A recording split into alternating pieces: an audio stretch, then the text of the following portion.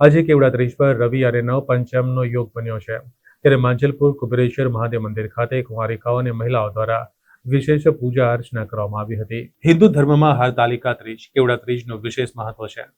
તે ભાદરવા સુદ ત્રીજના દિવસે રાખવામાં આવે છે. આ વર્ષે 6 સપ્ટેમ્બર શુક્રવારે હરતાલિકા ત્રીજ મનાવવામાં આવી.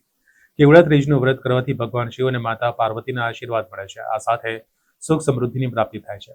હરતાલિકા ત્રીજ પર મહિલાઓ મંડપ સજાવીને રેતીથી ભગવાન સદાશિવ અને માતા પાર્વતીની પ્રતિમા બનાવીને ભેગા કરે છે. સારા પતિની પ્રાપ્તિ માટે કુંવારી છોકરીઓ દ્વારા કેવડા ત્રીજ વ્રત રાખવામાં આવે છે, જ્યારે વિવાહિત મહિલાઓ તેમના પતિના દીર્ઘાયુષ્ય અને સૌભાગ્ય માટે વ્રત રાખે છે. ત્યારે વડોદરાના માંજલપુર કુબેરેશ્વર મહાદેવ મંદિર ખાતે કન્યાઓ અને પરિણીતાઓએ પૂજન અર્ચન કર્યું હતું.